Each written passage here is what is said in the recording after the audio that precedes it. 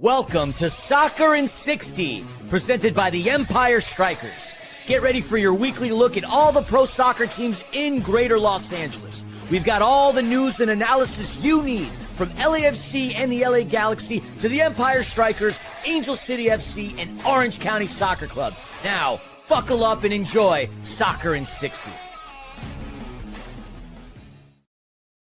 Footy Friday Eve is here. That means Thursday, as we present to you another edition of Soccer in 60. You're looking at the pro soccer teams in the greater Los Angeles area. So no more napping. Get up from your siesta and into our footy-filled fiesta. If you're new, welcome. Where have you been? But happy that you're here. And if you've been around, welcome back. My name's Christian Philemon, better known as Philly, and joining me as he always does, straight from one happy hour to our happy hour, I give you the man behind the orange curtain, the Prince of Placentia. That's in California. Timmy K. Kolotz. How we doing, Tim VP?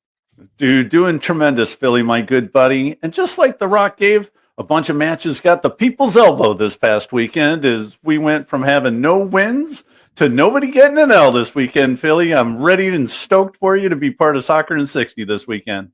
I'm all about laying the smacketh down on those candy behinds because we're a family-friendly show on ABC Radio. Always buzzing, cousin. Now, we have a special guest on the show with us for a few segments today. A man that I've had the privilege of getting to meet in the press box of the Rose Bowl during an LA Galaxy LAFC match. A man, and I stole this off of a site of his, who likes to tell stories and write things, mostly about soccer and food. A proud dog dad, LA Galaxy beat writer at Extra Time Talk, co-host of the Galaxy podcast, Cuna Galaxiana, freelance at LA Taco, Muckrack, The Sporting Tribune, Los Angeles Sports Nation, to name a few. We have the mighty and illustrious Rob Jalón. What's going on, my man?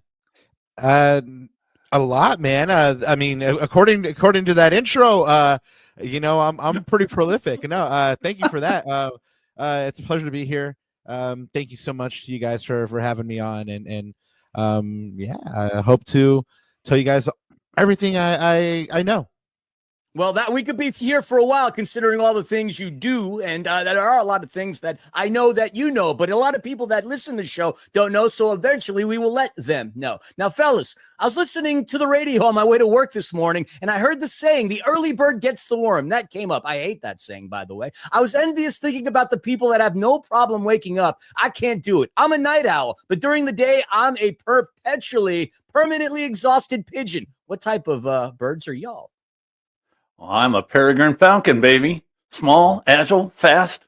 No, not really. I'm more like a meandering hawk, just looking around for my next meal.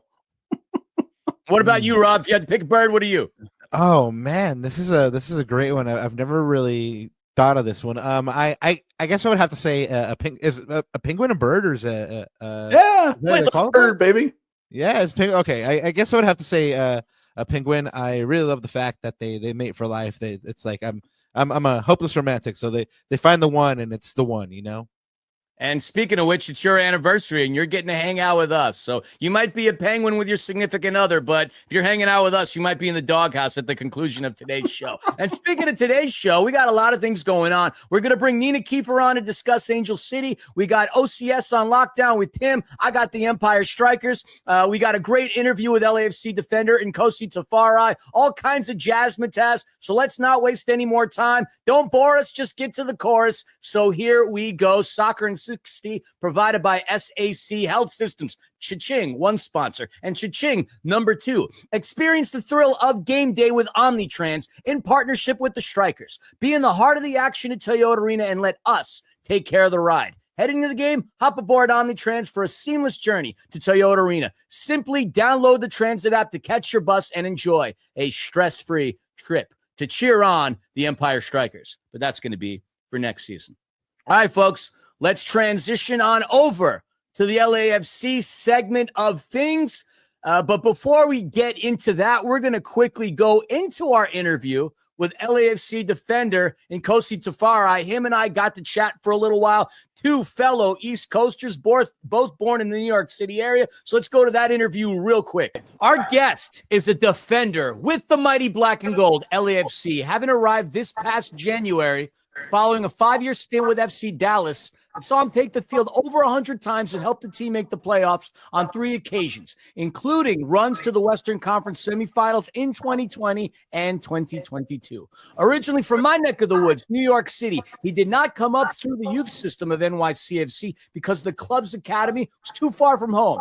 Instead, he decided to play for the Yukon Huskies and later Seattle University before being picked by FC Dallas in the first round of the 2020 MLS Super Draft. He's currently logged 5 starts, nearly 500 minutes with LAFC in 2025. We're so thrilled he's joining us today. Nkosi Tafari, welcome to Soccer in 60. Hello, hello. Thank you, sir. It is a pleasure to be here. Wonderful intro. Couldn't have done it better myself. Hey, I had to give you the flowers, but my man, New Yorkers, we got to stick together out here on the brutal West Coast. I got to start by asking you something that immediately stood out to us. Like most people who are really into, say, makeup, interior design, fashion, want to display their favorite visuals somewhere. And what better place to do so than on Instagram? Now, shout out to Logan Buckley with LAFC PR, who clued us into your big passion, and that being fashion outside of soccer. You don't have a public Instagram, though. Like, how do you marry the two things together? I mean, I don't know if, I don't put my fits out there as much. I kind of leave it on the media team at this point where I'm at. But I do know where I am. I know the club that I'm at. I know that people will be, taking pictures before the game. I know people will be looking at these pictures to see what outfits look nice and what don't. And yeah, whether pictures were being taken or not, I still gotta put on. I still gotta put it on. And I want to make sure it looks nice, Of course. I mean, always. You got people like Ahmad always flashing photographs at you, so you got to be prepared when you're walking towards the stadium. We got to be ready. You know this. We got to be ready. We're told you're specifically into fashion with, quote, a modern maximalist bent. As somebody, myself, who's known to wear extravagant suits while calling soccer games in the booth, I think I might have an inkling of what that could mean, but why don't you educate me and the audience on the type of fashion that interests you and the role that it plays in your life? Like, do you design it? Do you wear it? Is it something that could become a second career? Give us the rundown. Yeah, for sure. Fashion for me is something that I was partaking in before I became a pro athlete. It was something that I always cared about. Just like being from New York, it's one of those things, obviously I don't have the money I do now when I was in middle school or high school, but you still got to kind of make it look good. You're at a public school, people have their opinions. They might not be the nicest. You don't have a nice fit on, you're going to hear about it, whether from your friend or not from your friend, but you will hear about it. And just always growing up, I get a little bit of the inspiration from my mother, my brother as well. He was a little bit fashion inclined, not as much as myself. I think I really just took it to the next level to where it is something that I could see myself doing after footy. Right now, I'm just focusing on the footy side, but still keeping an eye on what else we have going on because I do have a little bit of time. So either coming this year or the start of next year, I'm going to start sewing classes just so I can start altering my own pieces and then at least make things for myself. I'll save a lot more money that way. But yeah, it's definitely something I see myself getting into later on. For right now, I just buy a lot of pieces I like, try and find them cheap, and really make something out of nothing.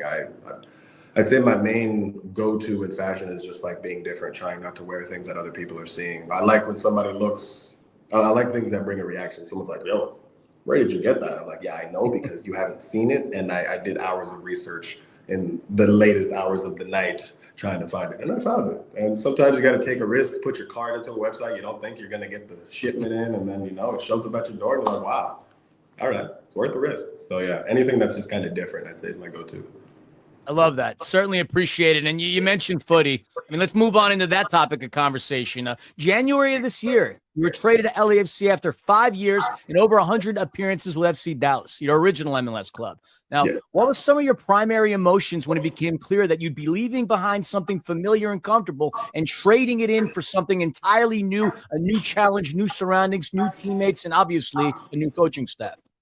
Yeah, it could be a little bit daunting, but at the same time, I felt the change was necessary. I felt it was also imminent. The club, FC Dallas, had a large turnaround this past offseason, and there's only one remaining person there that has been there since, I guess, maybe since I was last there. Now everyone else is new and has been since brought in since the year of 2022 and on, which is a heavy turnover. But I think I was okay with it. I also like change. I really do embrace it. Being able to live in different cities and travel is one of my greatest things. I was excited because I get to find all new restaurants. I love the idea of that. But yeah, it's a very welcoming club. The people are great. And not just like the people of the city, but the people within the club and our community is very tight knit. And they really do try and take care of the players, which I appreciate because, yeah, as I am a domestic player and I can move around the country, I don't have to change language or anything. There are still difficulties just picking up your life and moving it over here because we don't get to do it at the pace we would like to do it. So that part was maybe minorly challenging, but at the end of the day, we just embrace the challenges. No, you're a pro. I mean, you got New York, you got Stores, Connecticut, you got Seattle, you got Dallas, you got LA. So you've got some experience traveling a little bit. Yeah.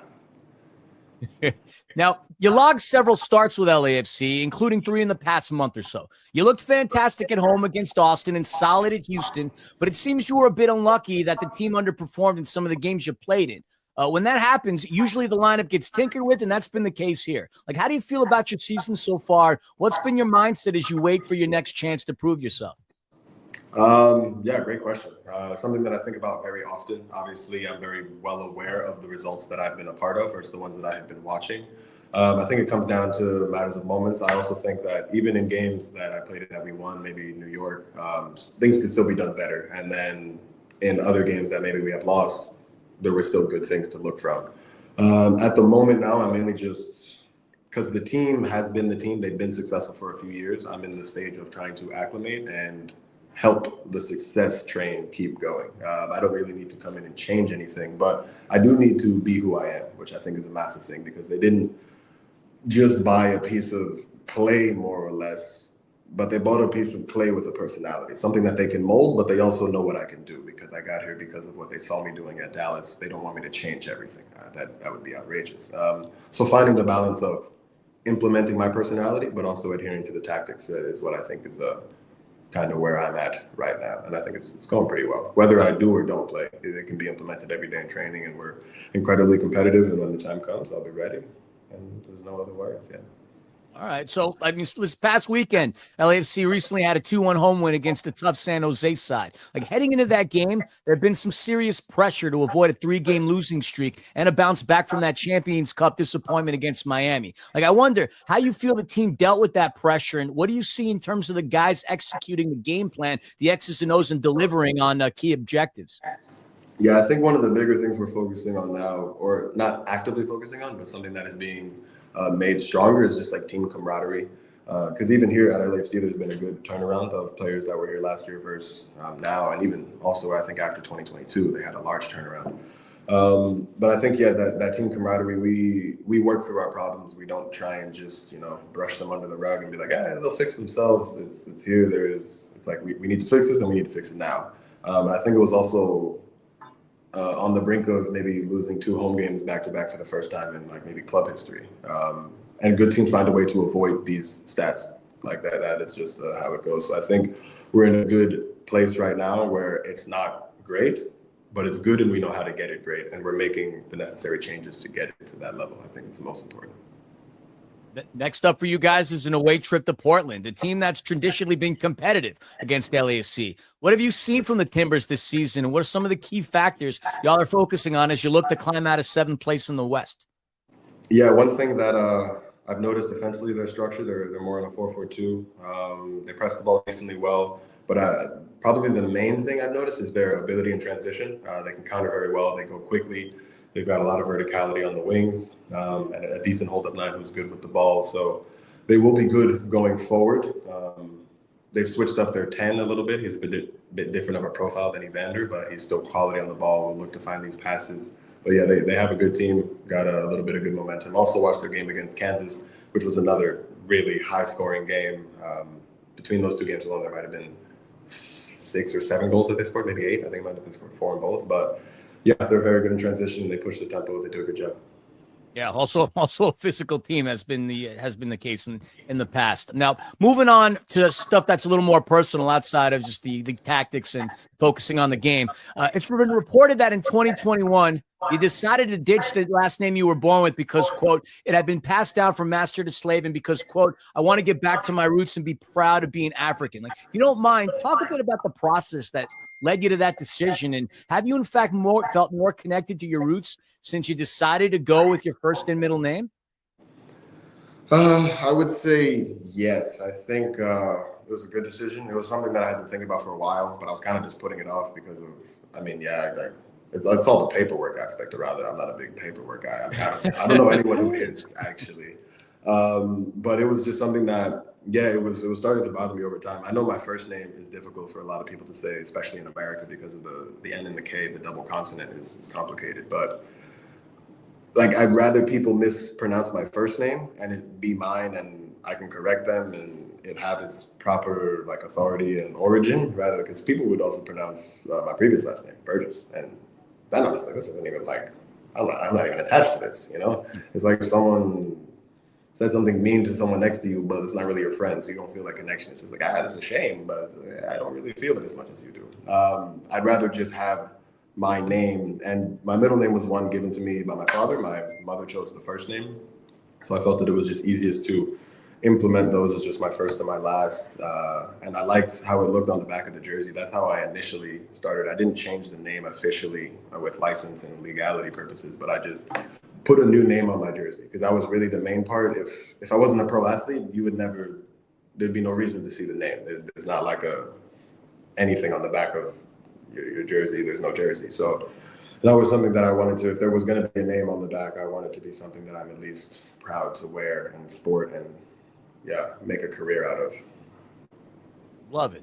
Now, while we're on the subject, like, we know you care about issues of racial and social justice, as you're an active member of Black Players for Change and have been at the center of the Juneteenth celebrations in the past. When we spoke to LAFC icon Jordan Harvey, he said one of his favorite things about the club is its ethos of diversity. Like, have you felt that since arriving? And what's your take on the role LAFC plays when it comes to big issues of our current times? Yeah, it's a club that's definitely trying to help out in the community. I mean, I know what's recently happened in Los Angeles with the fires. I was also here when they were happening. I was staying in Malibu at the time.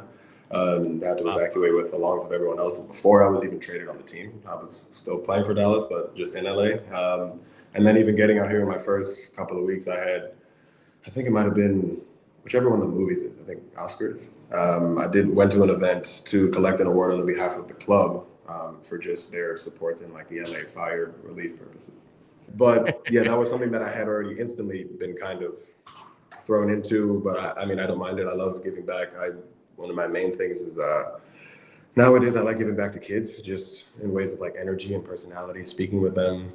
We're all humans. I want them to feel that sort of dynamic. When I was a kid, obviously when you are a kid, there's sort of like a stardom aspect to it, but I want them to know it's not really like that. So I love giving back to the kids of the community. Haven't done any initiatives yet with sort of the BPC and anything racial out here. Haven't even fully been out here for 90 days yet, but it's something that is slowly building into it. I mean, it's a fight every day, but there's no problems around it. It's crazy. You say you haven't been here for 90 days yet. I feel like you've had an entire season with us with all the games that we played. So yeah. I didn't even come to think of 3 months. It's wild, but one last question. Obviously, I don't want to keep you too much longer. We had Nate Ordaz on recently. He said he wanted to win all 3 competitions LAFC was in at the time. With the team now having unfortunately been eliminated from the Champions Cup and having played a bit of up and down MLS season, at this point, what would make 2025 a success in your mind, both for you individually and for the team?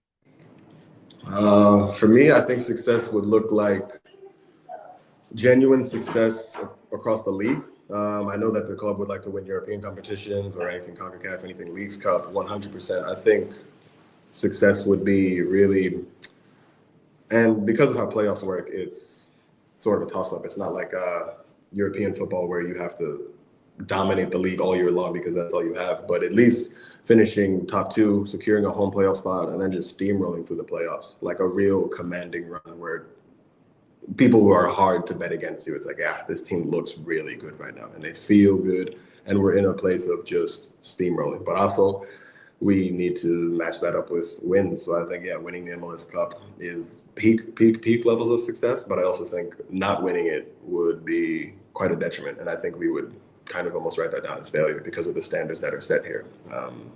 So I think that would be 100%. And then, making a run in the Leagues Cup. But right now we're not in the Leagues Cup.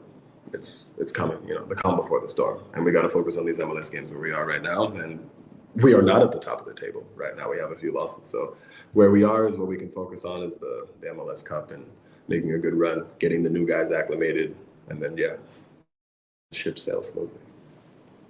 Ambitious club and ambitious bringing players that have the ambition, such as yourself. LAFC is very lucky to have you, and all the supporters are very lucky to get to cheer you on. So just want to say again, thank you so much for spending time with us. Good luck the rest of the season, and probably see you in the press conference.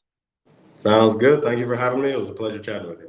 All right, Nkosi Tafari, 500-plus minutes, couple of starts, and a fashion icon down the road. The fact that he was talking about wanting to make his own outfits, I've been thinking about that for years. The only difference is he's creative, and I'm good at buying things on Amazon.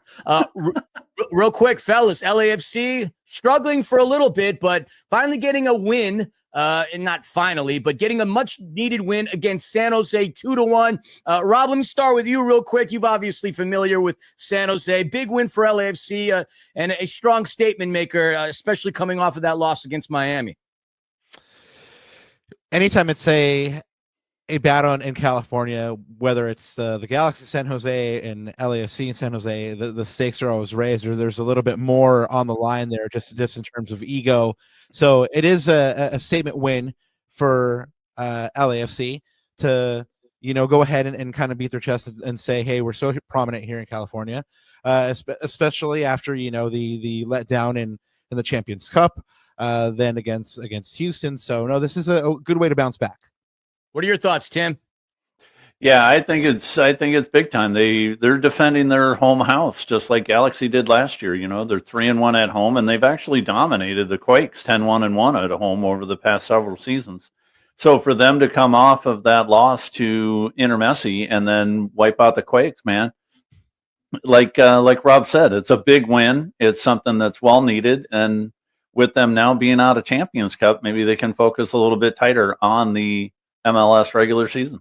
Completely agreed. I love that you call him Inter Messi. Look, no hate towards Inter Miami, but I'd love to see how many of y'all fans stick around once the great Messi is gone. Goals by Sergi Palencia and Denny Bouanga. Cristian Espinosa in injury time. It was a rude welcome back for Christian Chicho Arango and Mark Anthony Kaye. And, Steve got the better of Bruce Arena, so that's a good one. Now, LAFC is going to go into enemy territory this weekend up to the Pacific Northwest to take on the pesky pine trees of Portland and Providence Park. How's about that for your alliterations? I'm talking to you, my former English teacher, Mr. McDonald. Look, the Portland is always a team that gives LAFC a tough run for their money. And currently right now, 4 wins, 1 draw, 3 losses on the season. This is a team that's trying to figure things out. Their talisman this season thus far has been Anthony with 4 goals. You got Kevin Kelsey, 3 goals. Felipe Mora doing his thing. Obviously, we've got other players to look out for from Portland. The last time that the Timbers did manage to get a dub on LAFC, you'd have to go back to September 9th of 2023. So that'll be an intriguing match. As it always is between these two West Coast powerhouses. All right, so the interview took up a lot of the time. We've covered what we needed to cover. Let's move on to the next thing. McGrath Productions is the official match photography provider to your MASL team, the Empire Strykers. They service much of Orange County and LA County as well as the Inland Empire. For all of your commercial photography needs, visit McGrath-Productions.com. That's MCGRATH-Productions.com or McGrath_Productions on Instagram. And now that the most nerve-wracking part of the podcast for me is done, the spelling part, let's move on to a subject and a team that both of my colleagues and co-hosts on the show know a great deal about. Timmy K is our resident Galaxy expert, but we bring a man that's been covering the Galaxy for years, a man that's been a fan of the Galaxy for years, and a man that I actually met during an LAFC Galaxy game. So let's talk about the Galaxy's game against the Houston Dynamo, and of course, we'll talk about the preview with FC Broccoli, as we lovingly call them here, Austin. So I'll leave it to you, Rob and Tim. The floor is now yours. Yeah, let's get into this a little bit, Rob. Yeah. You know, I did want to say something real quick. That Zanka got an early Sanka break as he got that red card early on in the stages of the game. And if you're a fan of Fast Times at Ridgemont High, you'll get it because it looked like the Galaxy definitely needed some caffeine in this one early. But Rob, let's dive in, man. What'd you think of that game? It was a game in which you saw both sides of the Galaxy, the good and the bad. You saw a Galaxy team that came out and played how they've been playing on trend at the beginning of matches, conceding early with mistakes that they're making and hurting themselves. And then you're also seeing a Galaxy that showed a lot of heart and a lot of fight to go ahead and first play 30 minutes down a 1-0, and then after getting back into the game and tying the game through Diego Fagundes' lovely free kick. Yeah, no, definitely MLS's goal of the week. But they also hold on for the next 30 minutes and carry out a professional performance and get the point. Of course, it wasn't 3 points, which you desperately need to picking up at this point, especially at home. But again, you have Zanka getting a red card there in the 27th minute. And so great performance of 10 men. But like the current captain, Diego Fagundes, says, now they need to display this kind of performance with 11 men on the field, not 10. Right. And that's that's pretty much it. Like I said, both sides of the coin here for the LA Galaxy. Yeah, you watch that game and it did look like the Galaxy was playing a lot stronger, actually, with just 10 guys on the field. The 11 guys, they just kind of sleptwalked through that first half an hour. And then they get the red card, and now they're like, oh, wait, we got to wake up, and they got to play really hard. I thought it was some of the best soccer they've actually played all season after they get the red card to Zanka. I don't know if it's the best soccer that I've seen them play, but you've seen them you saw them really stand up. I mean, you saw a fluid Galaxy team and them being able to display that they know Greg Vanney's system really well for the first time. I mean, you had Edwin Cerrillo playing at center back. You had Diego Fagundes dropping back into defense to pick up the ball. And then you also had him in the midfield, also helping on the forward line. Mickey Yamane pretty much playing as an auxiliary forward at times. But it's because these players know how Greg wants them to play. So I think in that respect, it was the most encouraging performance for me, because it's letting me know that even the newer players that are on the field are starting to know the system. And at that point, it should start to tick over for them. Right. And you got something to chime in on it, Philly? I mean, obviously, we're not going to harp on the fact that they only took 2 shots on goal. When you're down a man, obviously, there's a lot of other things that you have to contend with. And then there's 5 draws on the season. Right. We're not going to talk about the record that was set for a defending MLS Cup champion, and this is by no means throwing any shade. But at some point, it's facts.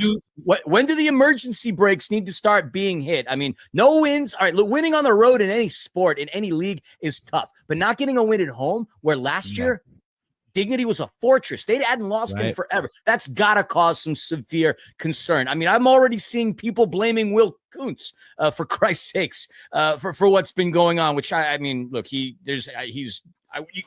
roster scenarios, salary cap, the tam gam, wham bam, discovery rights. Thank you, ma'am. Stuff is what kills this league. But how nervous are you? Do you think they could turn it around? And is there some caution to be had in waiting for Ricky Pooch to come in? Obviously, having a come back from injury, rehab, the mental aspect of things. Like, how nervous are you, man? I guess is the point.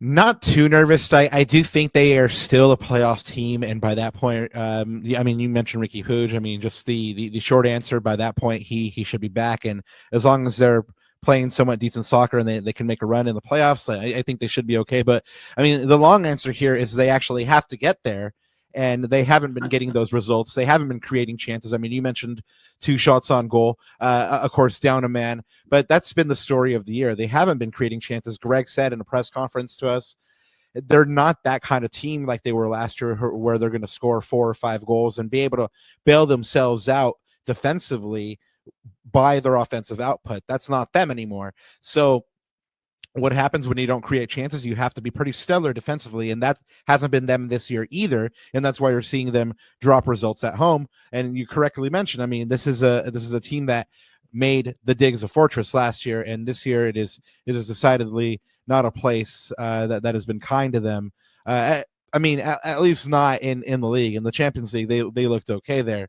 But that's another thing. They're out of that competition, so that's that let down as well. So psychologically, you get knocked out of the Champions League. You're last in the league.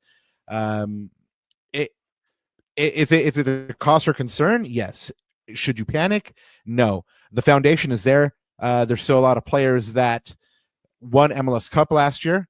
The new players are starting to bet in. I mean, Christian Ramirez is an example of one that's actually taking a couple of weeks to acclimate, but one of the first ones that has acclimated pretty well. 4 goals in 4 goals running, 5 games running, or 4 and 5, I think it was.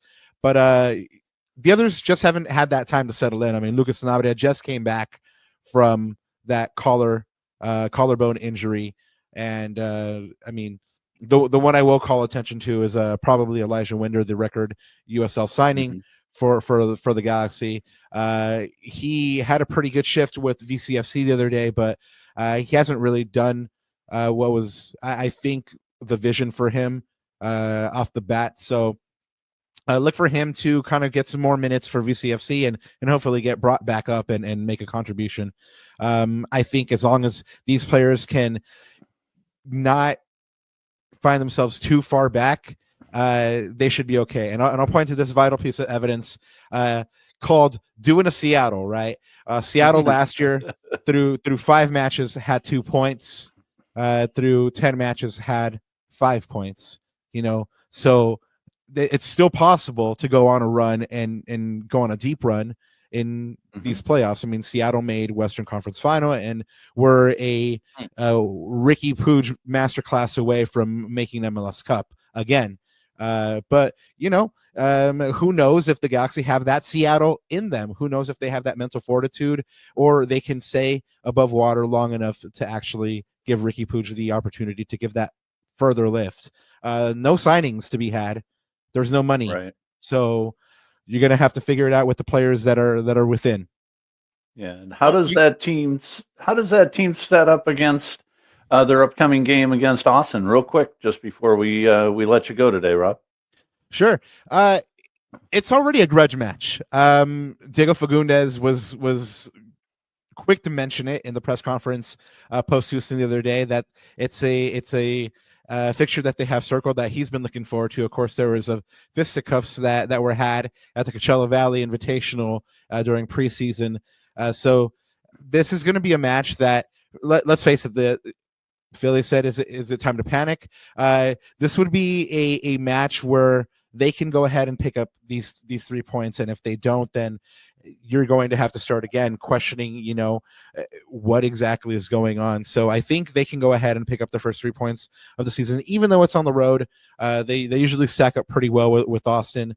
And if Diego comes out and plays like he did against Houston, then it should be a spicy one. The good news is nobody on Austin scoring any goals. 6 goals, and they've allowed 8. Brandon Vasquez, one of their leading scorers, along with Biro and Pereira, and they all have 1 goal apiece. So that should be an interesting contest.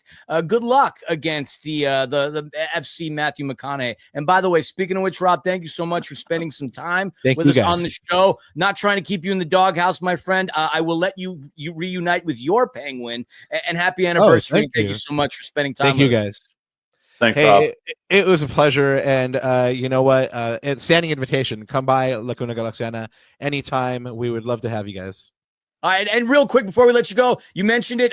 Any of the other places that you want to plug in for your show and or shows? Yeah, you can catch my writing at the Sporting Tribune now as well. Of course, you mentioned Extra Time Talk, but yeah, we have the podcast on Monday and Thursday night, Cuna Galaxiana. We cover mostly Galaxy stuff, but we also cover stuff from the league, also occasionally like international stuff as well. So Monday and Thursday night at 9 p.m. If you don't have anything to do, stop by. All right. Again, thank you so much. And yeah, love to have you back on here. So enjoy the anniversary, and we'll talk to you soon, bud. Thank you guys so much. It was a pleasure. Thanks, see you soon. All righty. Moving on to the Empire Strykers now, folks, but real quick, National Core, one of the nation's largest nonprofit affordable housing developers and proud sponsor of your MASL team, the Empire Strykers. At National Core, they believe that soccer has the power to transform lives just like they do. They believe in building strong communities on and off the field. To learn more about National Core and their mission, go to nationalcore.org. All right. The MASL season is on the verge of being done because the championship game is in a couple of days in Chihuahua, Mexico at Corner Sport Arena. Leg 2 between the Savage and the San Diego Sockers. That game's going to be at 5:30 Pacific Standard Time on CBS Sports, Golazo Network. Yours truly is one of the broadcasters on there. I'll be doing it alongside San Diego Sockers broadcaster Craig Elston. But doesn't mean that news for the Empire Strykers is over. Oh, no. I've been saying that a lot, so that might be my catchphrase. We had several Empire Strykers players and coaches that have received awards. So let's just go through those really quickly. Tim, do you want to do the honors and letting everybody out there know who won Coach of the Year? Yeah, this is a big one, Philly. And when he came in last year, coming into the Strikers, taking over after last season, Coach Anuo Obasi came in, brought a new flavor to the team, brought in a bunch of new guys. And guess who gets Coach of the Year for the MASL? Your coach of the Empire Strikers, Coach Anuo Obasi. This is just amazing, Philly. I am so stoked for the guy to come in. And he was supposed to be coaching an M2 team last year. Spice City FC in Danbury, Connecticut. You are 100% right. Yeah, and for him to come in first time ever at the top level coach and to come in and get Coach of the Year the first time out, this is just an amazing honor. It's a great show of support from the Empire Strikers upper management to bring him in, and then just to have the team buy in so quickly to this new style of and brand of indoor soccer that they played. Philly, I'm just blown away at it, and I could not be happier. And he is one of the nicest people I've ever met. Well, a nice guy to bet on, too. I mean, he quadrupled the win total for Empire this season. They won 3 games last year. They won 12 this season, competitive in every single game, and they made the playoffs. So good on him, and I'm glad that you mentioned the fact that he did start out the season on an M2 side, Spice City in Danbury, Connecticut. But he wasn't the only one to receive awards. Midfielder Justin Stinson was nodded as a member of the Elite Six, the most outstanding players from across all teams. The Elite Six are part of MASL's first team, which consisted of 12 players, which also included Empire Strikers defender and captain Robert Palmer, which is awesome. And then Marco Fabian makes the second team. And we'll give the honorable mention. Munir Alami was one of the 3 finalists for MASL Newcomer of the Year. That was awesome. Stinson had his best year in indoor soccer, period. Tied for 5th in points, 6th in power play goals, 2nd on Empire in points per game. Fabian tied for 6th in the league in points per game, as well as 8th in both points and goals. Runner-up on the team in assists. That was awesome. Robert Palmer had one of his best seasons, not only just with blocks, but with assists as well. He took care of business that way. And then Munir Alami, man, 16 goals, 12 assists, and 22 appearances. This is great. This team, hopefully they can hang on to Marco, but team looked solid this year, and a lot of credit goes to the players I just mentioned. Yeah, and you mentioned Stinson, and we've had him on the show, and he was a good interview on the show, but you watch that guy play, the creativity that he was coming up with, the speed that he's got, the footwork, his futsal background was just prevalent this year. That he was really good last year. He's just taken his game up another 30-40% and just is very, very deserving of that Elite Six honor, Philly. Yeah, I mean, he's locked in. He was, like you said, he's always a great player. Very tough on the ball, very tough to dispossess.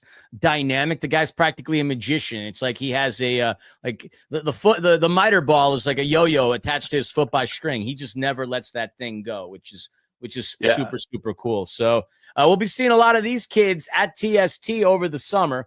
I know announcements will be made soon. Hopefully announcements will be made as to who's broadcasting, and fingers crossed. That's all I can say. So a lot of good things on the horizon. But you mentioned the front office that brought in the likes of Noah Bassi and obviously everybody else. Once again, we got to tip our hats off to the great Jimmy Nordberg, who announced last week that he was stepping down after 10 years of being with the organization. So Noah Bassi does not come to Empire without Jimmy Nordberg. Yeah, it was a big deal for Jimmy and to get Anu Obasi to come in and be part of this organization, and it leads credit to Jimmy Nordberg and his future endeavors. Wherever he goes, whoever hires that guy is going to get a great a great front office person. But in addition to that, just a great human. I mean, you know him better than I do, Philly, but he is just a good dude through and through. Well, the only person that's going to be hiring him as of late is Sarah Nordberg, because he needs to spend time with the family. So we'll leave it at that. All right. That concludes our Empire Strykers segment. I got the hat. I got the shirt, which means we're moving on to Angel City. And who better than to have us with and Nina K, Nina Kiefer, maybe Nina Kryptonite. That'd be a really cool radio name as well. Depends on who Superman really is. But Nina, welcome back. Let's talk some Angel City. Welcome back, boys. And if I was to be a bird, I would be probably a crow or a raven. I'd be smart, remember everything, those sorts of things. You'd bring me bubbles. And just like a Cuervo, very spiteful too. Maybe just enough. All right, now I want to start talking about like moves and things like that in front office. I want to start with some big news coming out of Angel City. Boys, I'm sure you are very excited to hear. We have updates on coaching. Coaching or coaching? Coaching for Angel City. Who are coaching? Officially, Sam Laity is joining the club as a permanent assistant coach. Wow, that's the way to bury the lead. Oh, wait. I know. So permanent assistant coach. Yes. So Mark Parsons announced today in a media, in a media thingy. Like, what am I saying? Press conference announcement. He announced in a press conference that they are officially transitioning him to a senior assistant coach on June 1st. Right now, he's still our interim head coach, and they're still very happy with the start he has made. And they're grateful that they get to keep him on. Now, as they're continuing everything, they're still looking for what that permanent head coach position will look like. They say they're getting closer to it, and they should be in a position to give clarity in regards to Sam soon. Well, it's clear as mud right now. It's clear as that sink. Yeah, unfortunately, not the best news coming out, but an update's an update. Well, I think we're grateful to just hear anything, but let's talk about some fun stuff that Angel City is doing. As you guys know, they played last Saturday, the 12th. They went on the road against Houston Dash, and they were able to beat them, looking real good. Macy Hodge coming out with that first goal, followed by Riley Tiernan, another teenager, and then, they did get one back. Houston Dash scored one in the 61st, but Alyssa Thompson came in and put it in the back of the net to close it out in the 86th minute. I got to tell you, it is something about people that come on Soccer in 60 and succeed shortly thereafter. Hodge was on our show a couple of weeks ago, gave an outstanding interview. She scores goals. Nathan Ordaz scores goals. Look, Facts. The proof is in the pudding right there. Soccer in 60 is a platform and a springboard, too.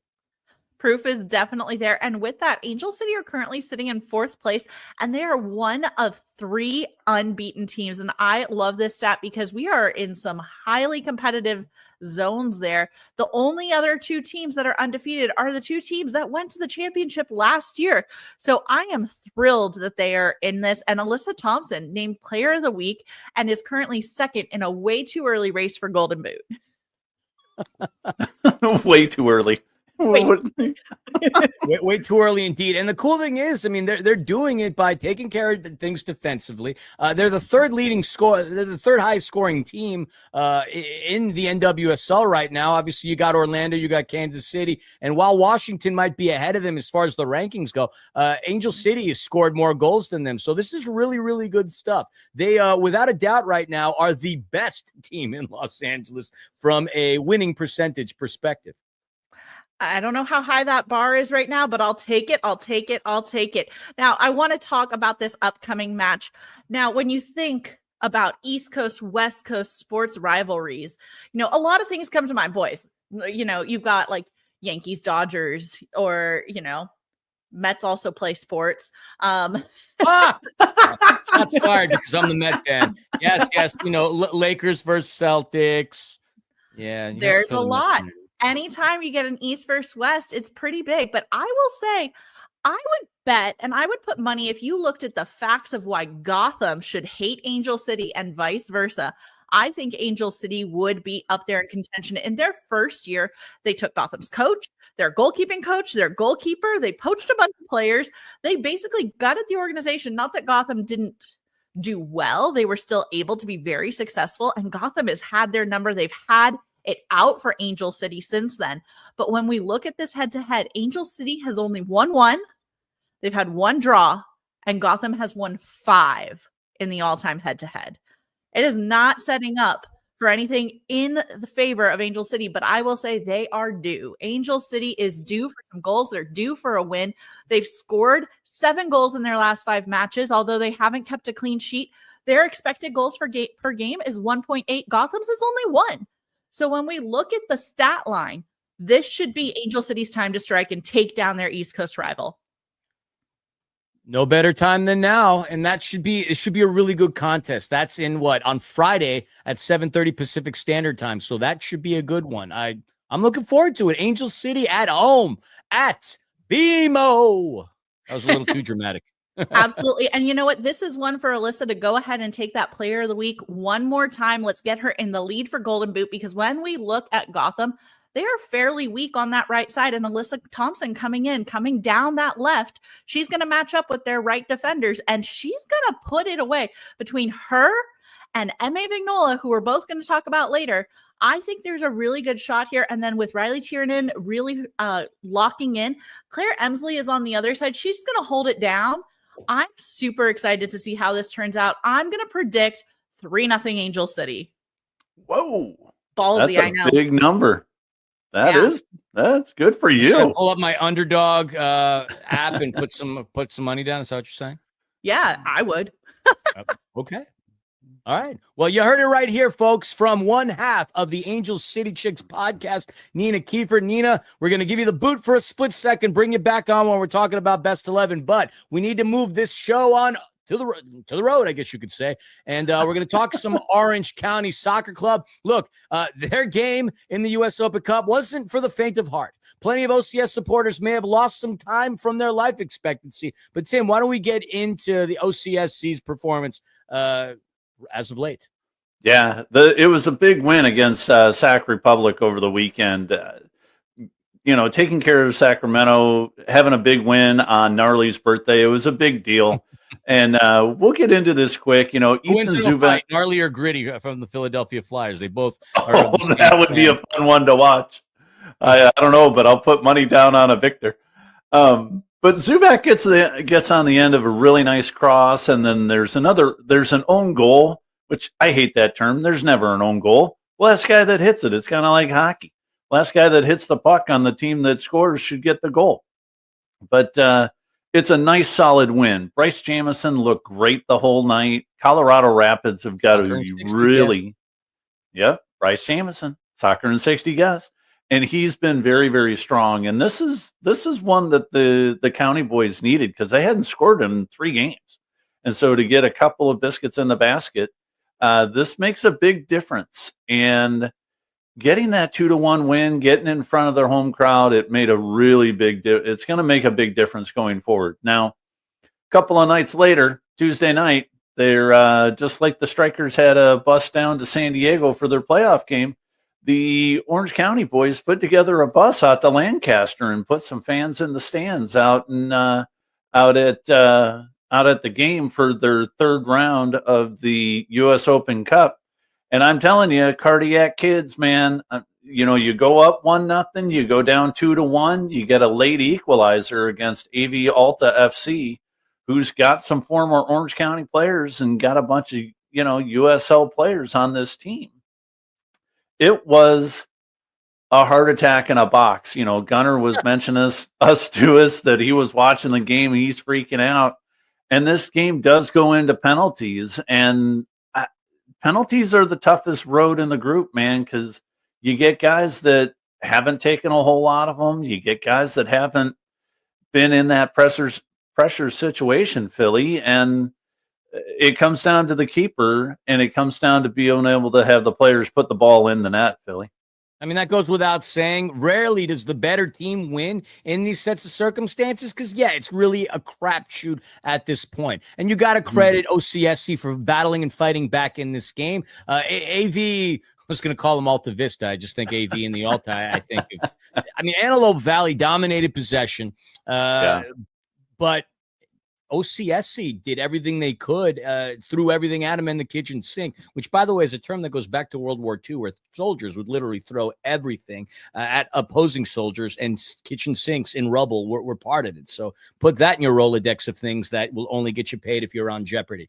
But it was an impressive performance nonetheless. It's shocking that AV Alta did end up winning this contest. But like you said, you go to 11 meters or 12 yards, whatever unit of the metric system that you like to utilize, it becomes a crapshoot. 4-2 would be the final result. And it sucks that the U.S. Open Cup run's done for Orange County SC, but Alta Vista, Antelope Valley taking care of business. Unfortunate for OCSC.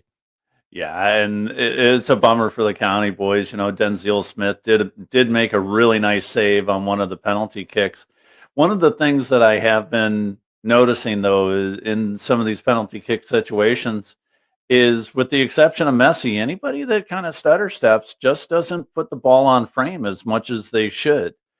The Alta Vista guys, Antelope Valley, they definitely just ran up and knocked the ball. And the placement of Antelope Valley's goals on all of them were upper 90s.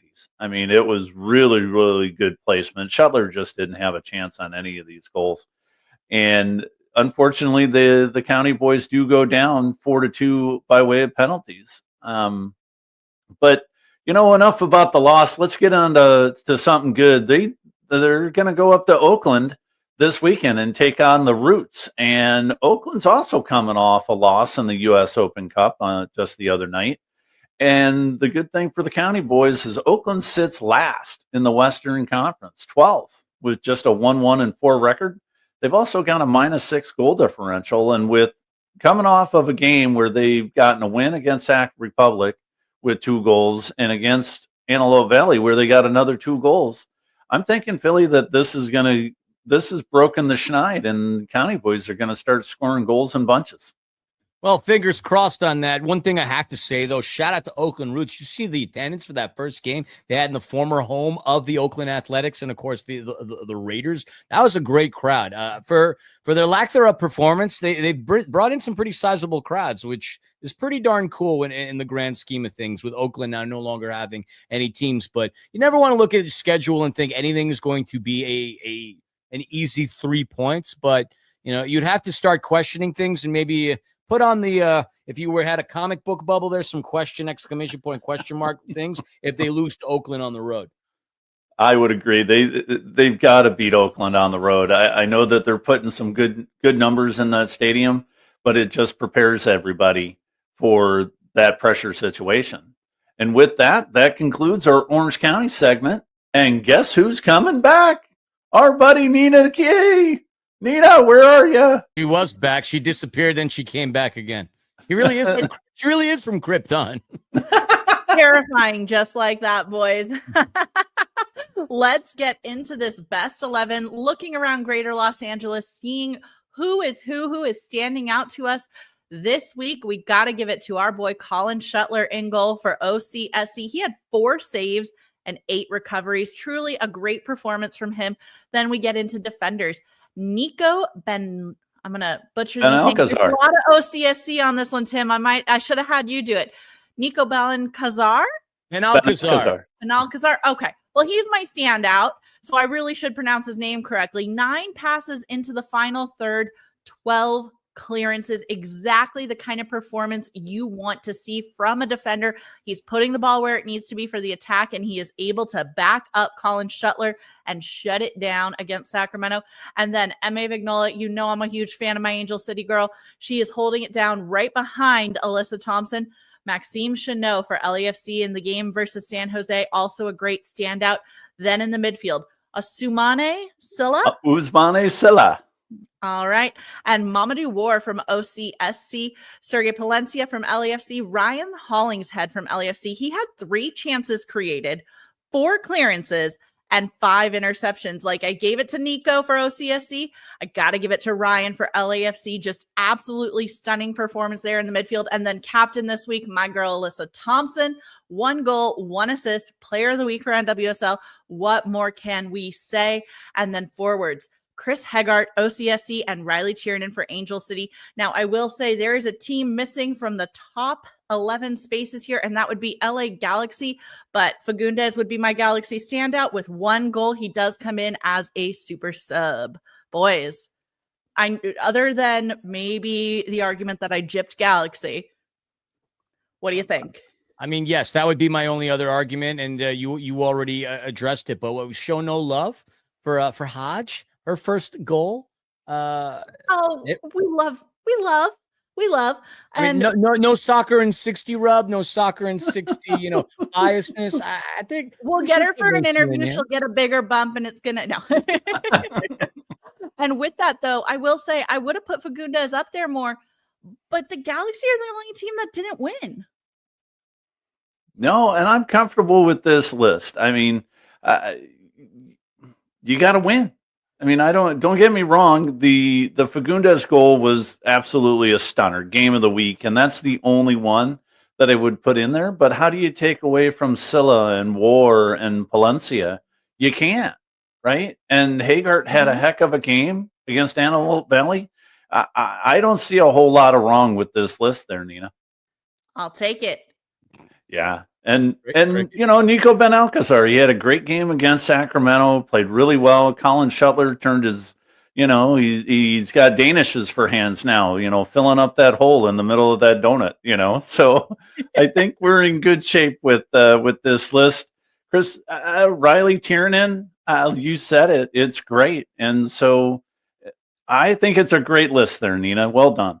Yeah, I love it. Way to go. And speaking of Danishes and donuts, I'm hungry. It's time for y'all to go to dinner. Just want to say thank you once again to our guests, Nina Kiefer and Rob Jalón from Cuna Galaxiana. Appreciate everybody's time. Tim, always a pleasure here.